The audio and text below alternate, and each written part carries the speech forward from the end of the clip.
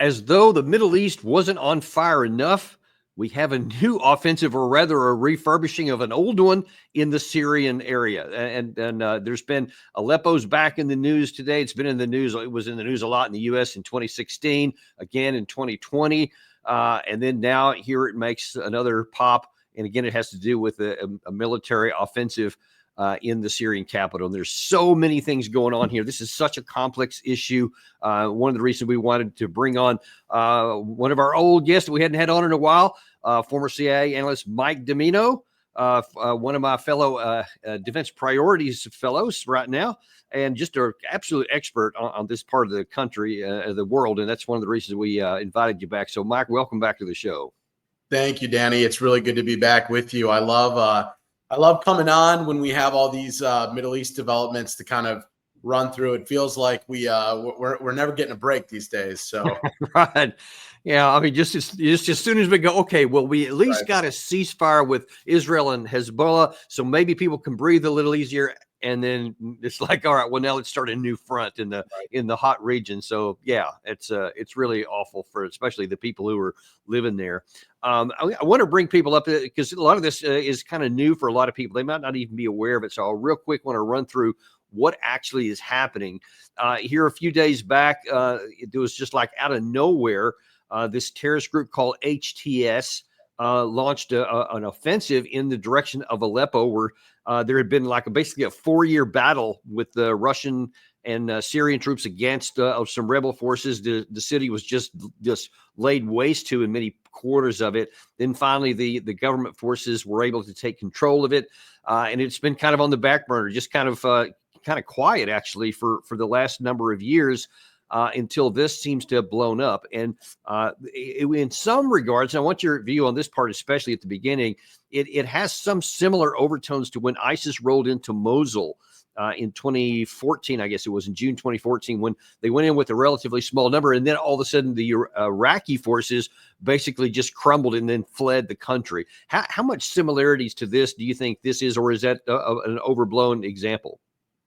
I think it's different actually in a lot of ways from what we saw in Mosul during the counter ISIS days. But I take your point on the sort of the suddenness of all of this really taking a lot of people by surprise, including a lot of people that have been following these groups for a long time. And it's funny, I think a lot of people are hearing about HTS, which is, of course, Hayat Tahrir al-Sham for the first time, and hearing about their leader, Abu Muhammad al-Jilani, for the first time. But I've been following this group for the better part of a decade, Danny, and I am not surprised that they have sort of consolidated, sort of filled the power vacuum, if you will, in large parts of northern Syria, right? I mean, just to sort of. And actually, I want to actually ask you that specifically, because I think that's an important aspect.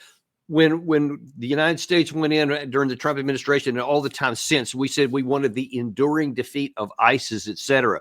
But we didn't destroy it. We certainly significantly curtailed ISIS. But did that provide some room for the rise of a different organization, this HTS? And how much are they similar to ISIS in their ideology? Yeah, so this is a really good question, Danny, and it points to how just nasty and complicated everything is in Syria on all sides of this.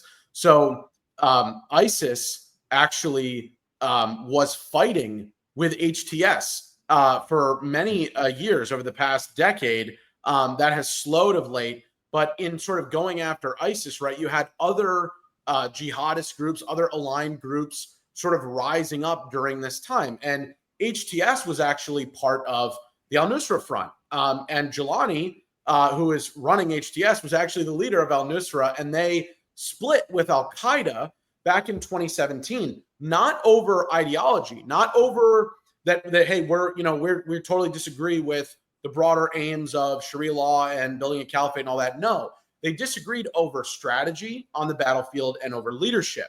So I want to be clear with people, HTS remains a fundamentalist Islamist organization, and Jilani basically just cleaned up the branding, right? I mean, he had this famous PBS interview in 2021 where he, puts on a suit and is sort of auditioning really for Western audiences and to the United States to say, hey, look, you guys can work with us in this, massive melting pot of different radical organizations.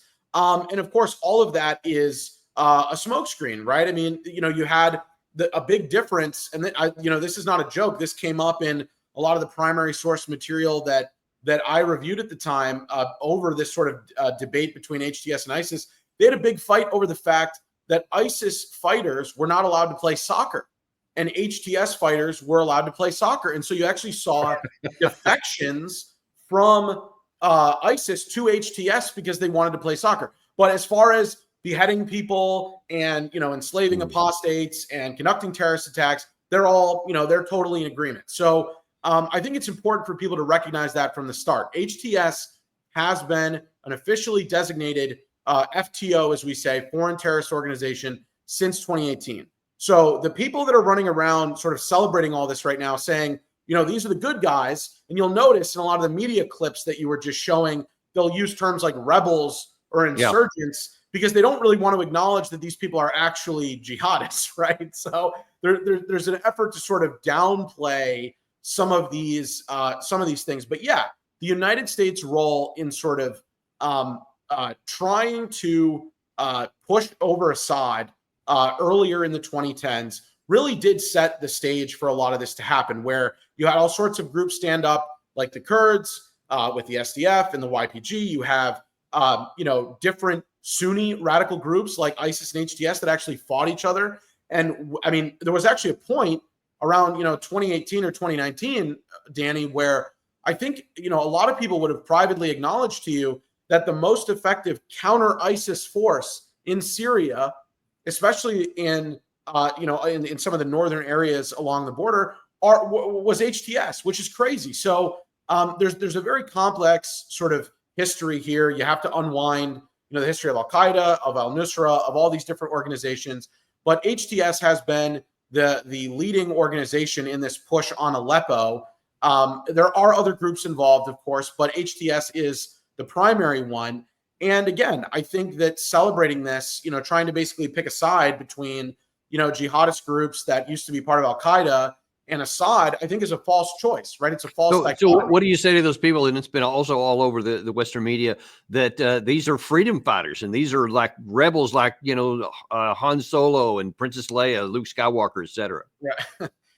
Man, I to that, I would say, as somebody who, has done counterterrorism for a living, telling me that an organization that has participated in war crimes and crimes against humanity, abused women, I just, that's not going to happen. I'm never going to look at a group like HTS and say, yeah, these guys are freedom fighters just because they are opposing Assad and, Assad is a bad guy or something. I mean, that is, again, we've talked, this has been a theme on your show, Danny. Every time the Middle East comes up, the West has this very, Marvel cinematic universe of this kind of thing. And It's very surface level, and nobody really wants to acknowledge actually that things are a little bit more complicated here. You have terrorists, you have literal former members of Al Qaeda that are making these gains on the battlefield. And if you're going to tell people to celebrate that, I think that's crazy. And I as one of your subscribers I see pointed out here, I don't know if you have the email, but back in 2011, 2012, Jake Sullivan, who was at the NSC at the time, was basically making the point to Hillary Clinton that well, everything's all good here because Al Qaeda's on our side, and this time it's different, and we can kind of work with these guys.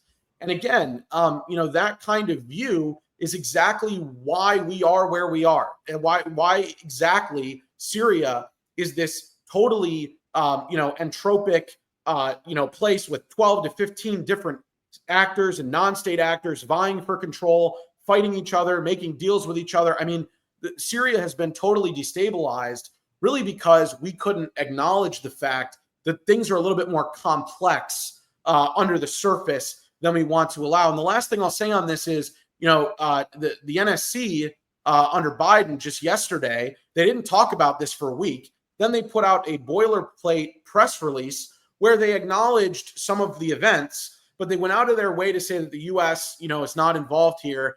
And I think, I mean, me, Danny, I've been incredibly critical of the Biden administration. I guess I'll give them a little credit for acknowledging in this press release that HTS is a terrorist organization. And Jake Sullivan seems to be trying to have his cake and eat it too, because back in 2012, it's great, let's work with these guys. Now he's talking about the exact same people on the Sunday shows yesterday, and Jake Sullivan is saying, whoa, these are terrorists, and so we're not really sure if this is good for the United States right now or whatever. And I mean, this is really U.S. foreign policy in the region in a nutshell. You make these broad sweeping moves, and then you sort of find yourself, on the total opposite end of them, 10 years later.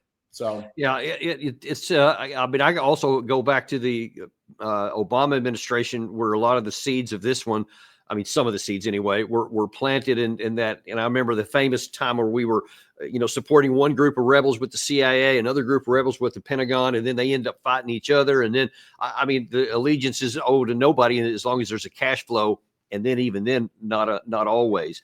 I wonder, Gary, if you could throw up that second map that I had on there, number 2. I wonder if you can talk us through a little bit about what's going on the ground, because this is the upper northwest corner of Syria here, and the blue areas there are HTS and their allies, where they have recently taken territory.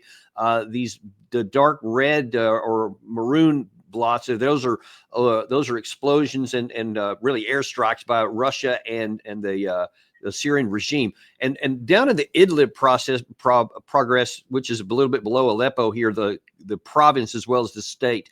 What does this tell you about who's in control of what in this part of Syria? Yeah, so this is a good map, Danny. I'm glad you pulled this up. This really underscores the fact that the Syrian government, under Assad, under the Syrian Arab Army, they really do not have a broad sphere of control beyond areas, along that, Eastern Mediterranean portion of Syria, right? And so Aleppo is this critical juncture that links a lot of parts of the country. It is a critical sort of ground line of communication, as we would call it. There's a reason that this city was so important in the counter-ISIS fight. And really throughout, I mean, history, you could go back, thousands of years. Aleppo is one of the oldest cities in the world.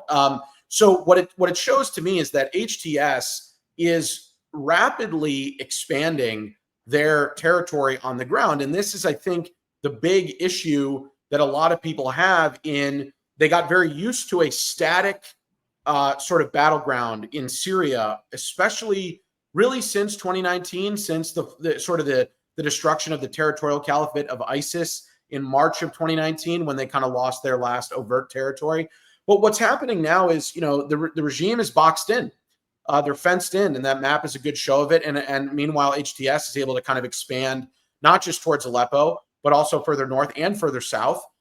Dara is a very important city in southern Syria that is right along the Jordanian border. That's been kind of an ISIS, not, I wouldn't say stronghold, but popular for ISIS over the years too. Wouldn't be surprising if HTS, tried to make a move in other parts of the country. Of course, they've been mainly, concentrated around Idlib and in the north, but that could change. I mean, I've said this for a long time, and a lot of people will kind of give me, weird looks.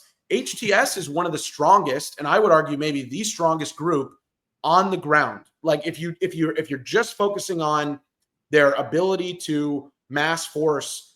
So again, Russia and the United States are obviously much stronger, but that's mostly air power, and that's mostly sort of at a distance, right?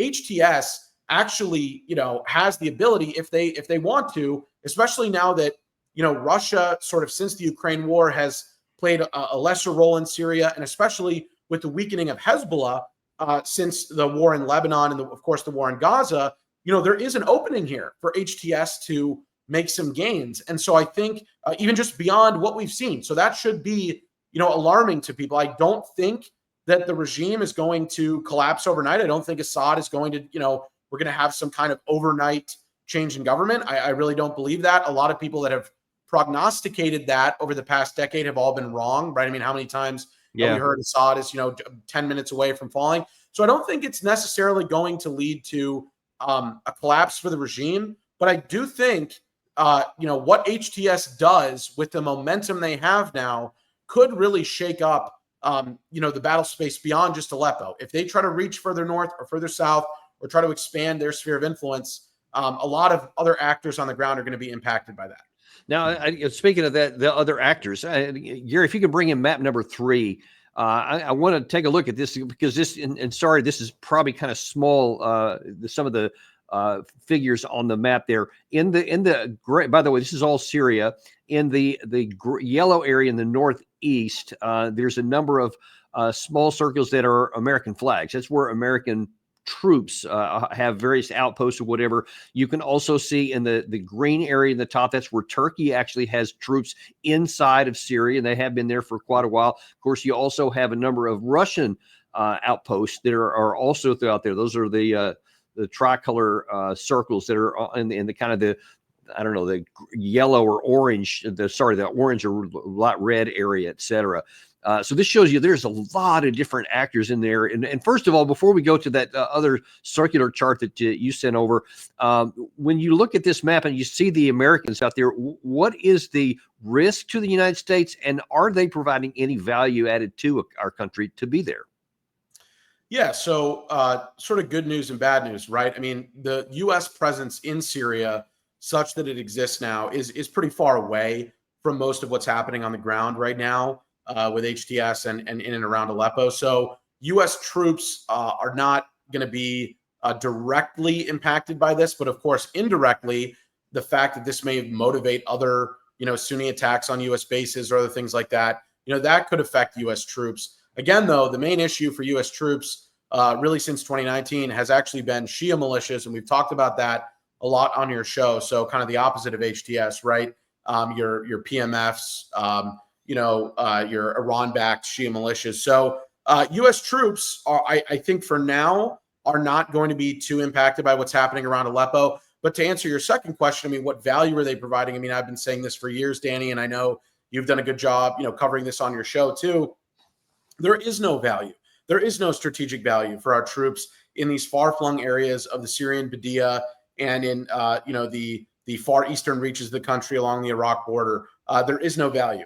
If we're trying to stop Iranian influence from spreading into the Levant, we failed at that.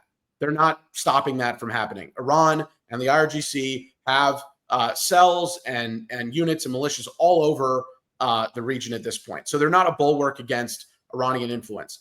If they're there to try to fight ISIS, we've talked about this before on your show too.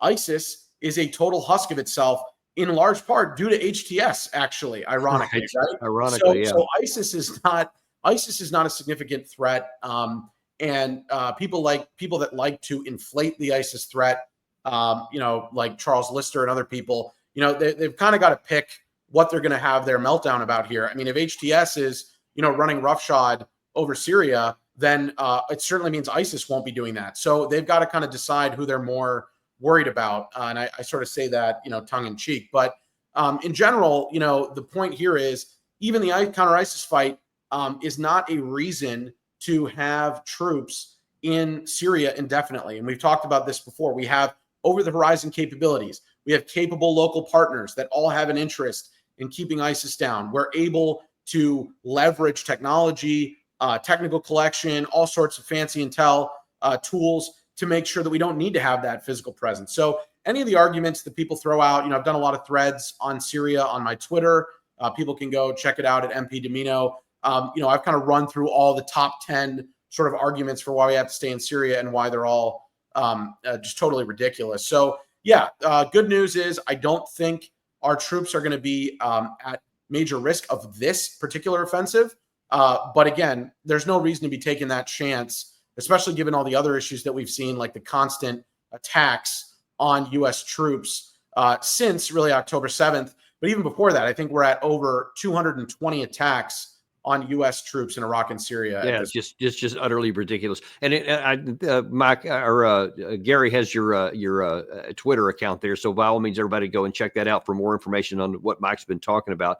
I'm going to shift in just a second to sort of continue on with the theme of this is a really complex issue, and you've sent us a chart that I'm going to put up in a second to show just graphically what that looks like. But before I do, I wonder if you're kind of tagging off what you were talking about there about how there's no utility for the United States to be there, yet Trump 3 times tried to withdraw our troops from there.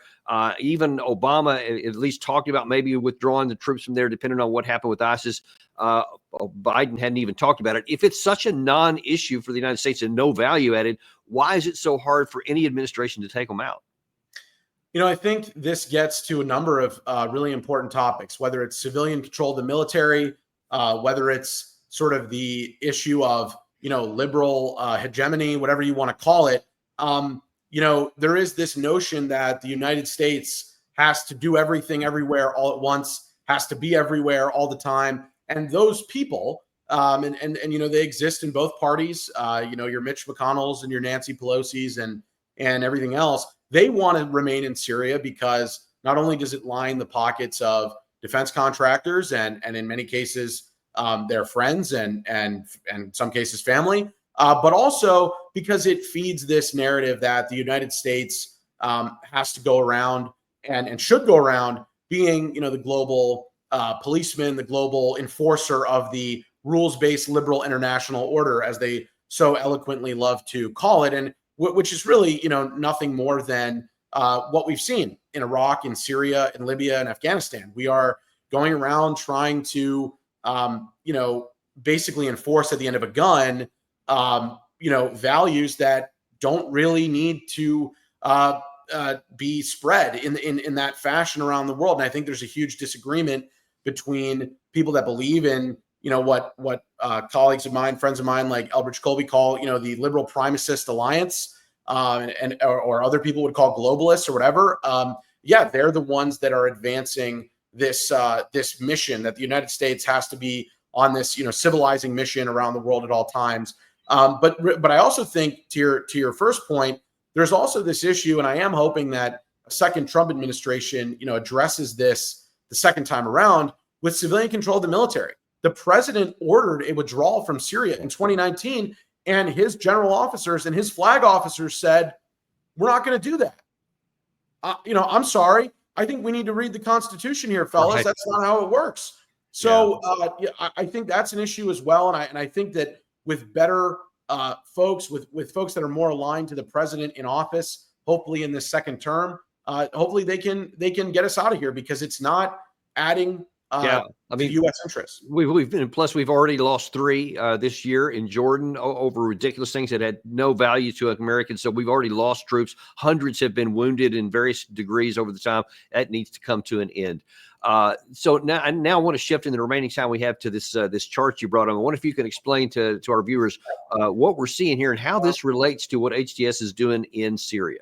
Yeah, this is sort of a perfect example in one image of just how complicated things are in Syria. So for your viewers, the blue lines are different actors supporting each other, and the red lines are different actors attacking each other or trying to push back on the other.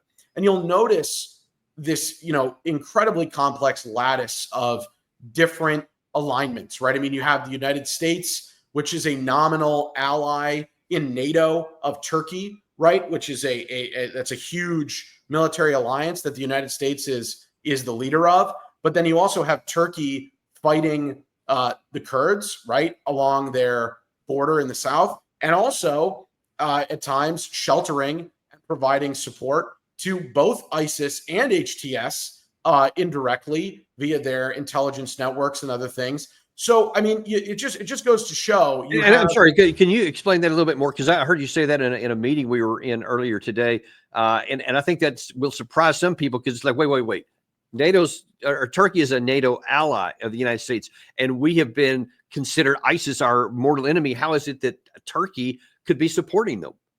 Well, and we've worked strongly with the Kurds over the years, but to the Turks, the Kurds are terrorists, right? Who have tried to undermine Turkish borders and Turkish, rule of law and stuff like that for decades. So there are all these weird situations where, and this happened to me, firsthand all the time in government working on counterterrorism issues, where, we would be able to work with Turkey on, something regarding NATO. But again, because the United States was supportive of the Kurds or other groups, it would be very hard to get Turkish support in other areas. And then Turkey also has, I think, primarily been opposed to the fact that Russia has increased its influence on their back door, and they're not happy about that. And so to the extent that they can, facilitate, a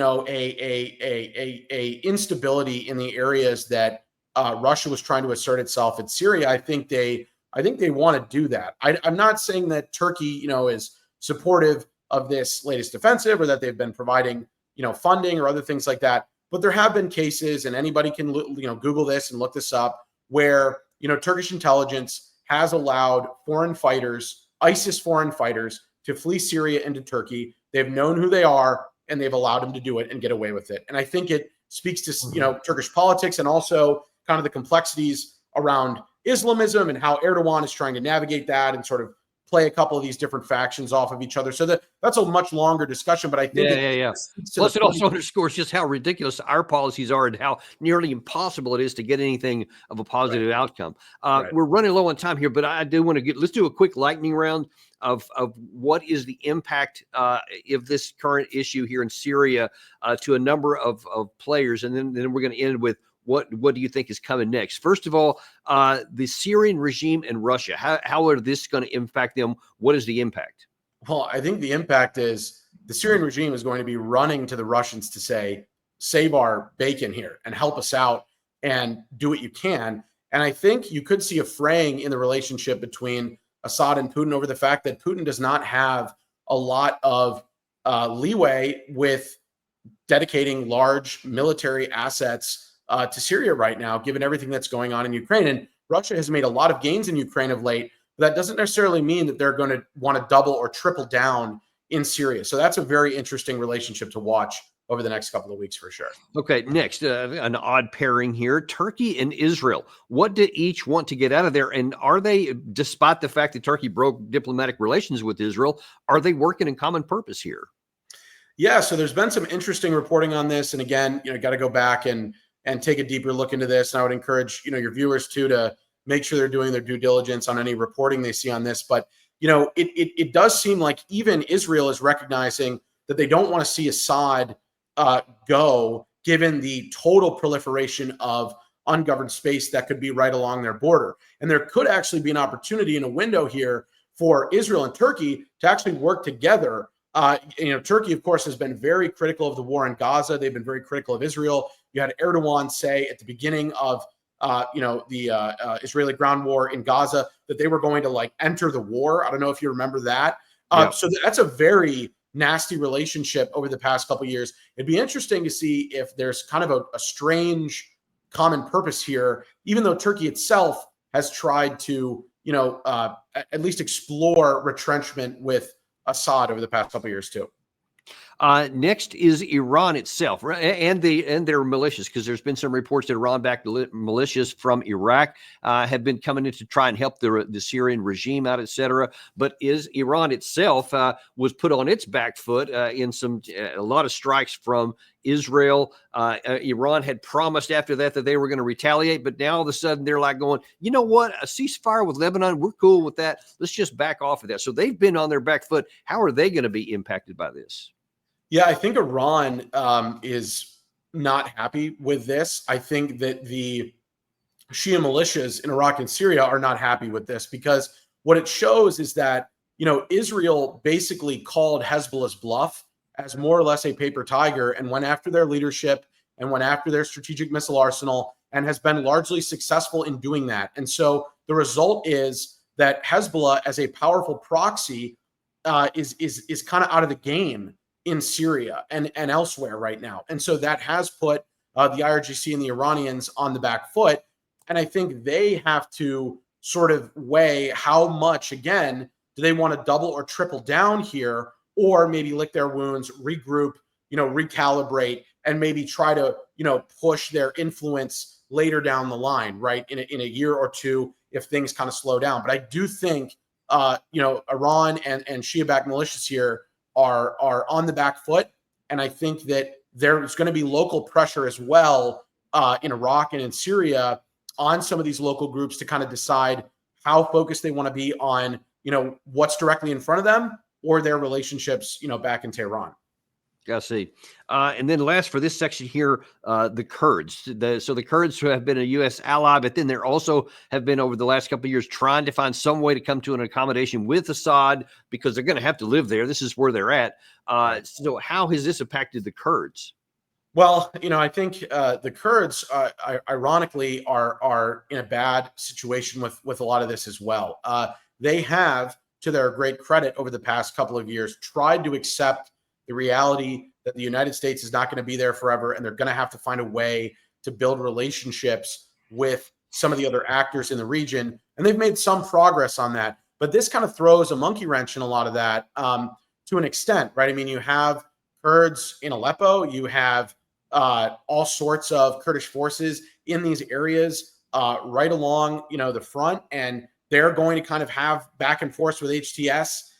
They've tried to sort of manage that relationship in the past. I think that's going to be harder. And then you have to look at Turkey, right? I mean, if Turkey is somehow empowered in all of this, that's very bad for the Kurds as well, because of course that's going to mean that Erdogan, pushes his advantage harder in the Operation Peace Spring area, in other areas of northern Syria that Turkey's occupying, that of course put a lot of pressure on the Kurds.